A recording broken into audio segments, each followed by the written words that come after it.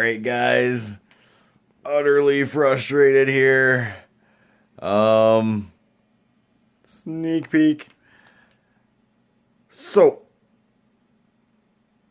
I deleted a good 3 hours of work trying to make room on my memory so I could keep recording. Oops. I was just gonna let this one fade into oblivion, but I kept going. I've got the back half. We're missing the front half. But it's kind of a cool project. A little different. What you missed was I have a client who called me up. We've done work in the past. Unusual request.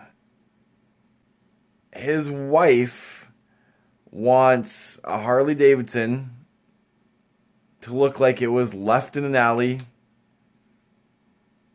and tagged. Mind you, words and images that mean something to her. But what a cool idea. The catch is she doesn't know if she wants to keep this. So I've been requested to paint this. So there's an option of just taking it off in a couple years. So I figured one-shot paint. Those who don't know much about the one-shot paints, they are lettering enamel. They're called sign paint. They were used in the olden days to paint signs, as well as the pinstripes on all the old cars, fire engines, you name it. Anything that had those old lines before there was pinstripe tape. That's how it was done. But this paint is not the paint of yesteryear. They've taken out the lead for obvious reasons, so it's more susceptible to fading. It's more susceptible to scratching. I recommend any client, if they're going to have pinstripes on their bike, to wax it religiously if they're not going to clear coat it over top to seal it. Neither of these are an option for this project because, again, they want to take it off in a couple years, can't clear coat it. And secondly, the bike is flat black, so you can't wax it.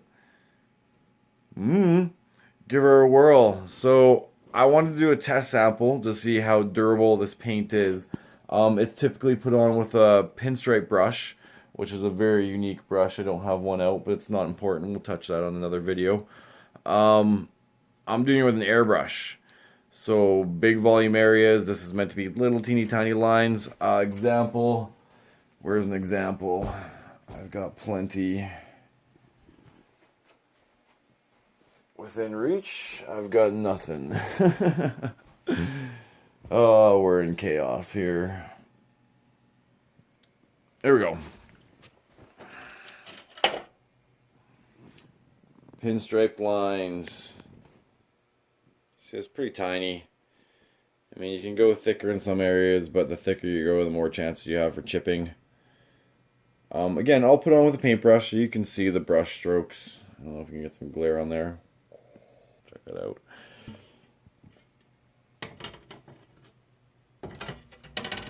And, whoa, big fist in the face.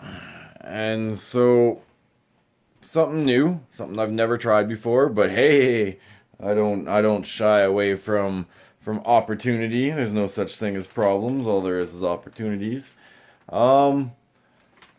So here's one of the ideas they sent me. The crazy psychedelic eyeball. Among other pretty awesome images, I'm actually quite excited about this project. I will be doing a tutorial once that bike comes in mid-January, so look forward to that in 2018. But I'm not going to waste the footage I had, so I'm going to stop talking, well, probably going to continue talking, but I'm going to cut this part off. We're going to get into the actual artwork. I think I've enough. So enjoy this one, guys. It's a little bit different. It's quite colorful. What you missed was me laying out the whites. Then I went in, light to darkest. I went in with yellow, orange, pink, bit of red. I think you're catching me on the blue. So there we are. Enjoy my gift to you.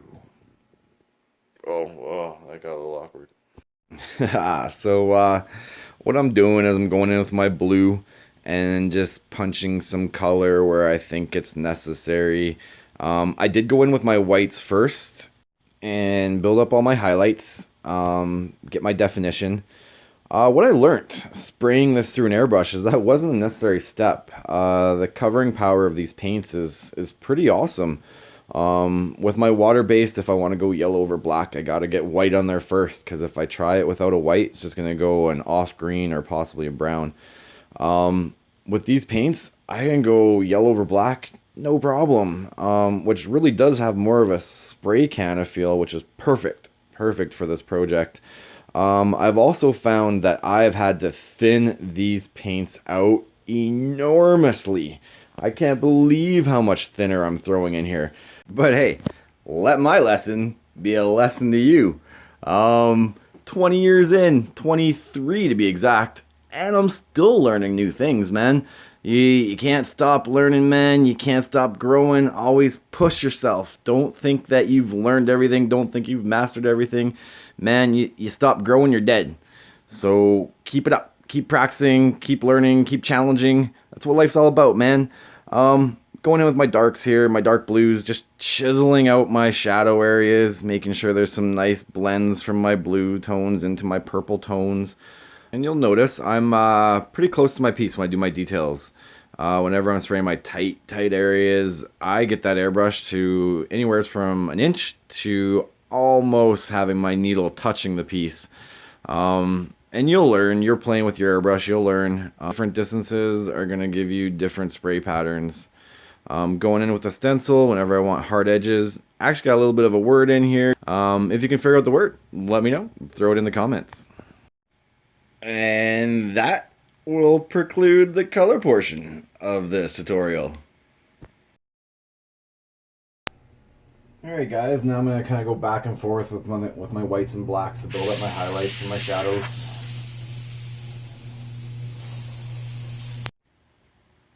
Why? I'm not going to do that to you guys again. Alright guys, so in the iris, you'll notice I'm doing little dots, little linear lines, tight lines, reflective lines, making this look shiny, making it look wet. So to do that, push the little tiny highlights in the corners, in the creaks and crevices. You'll notice my one hand, I'm resting my knuckle and I'm using almost like a fulcrum point for the airbrush. And it makes it a lot easier when I'm trying to put these little tiny lines on. And this is what makes it come to life, are these teeny tiny details, guys. So pay attention. This is when you're really going to see this thing, or this thing is going to see you come to life. It's alive. And one of the simpler effects to achieve with an airbrush are starburst. Straight edge, 4 times, 1, 2, 3, 4, crossing in the middle, and you got her.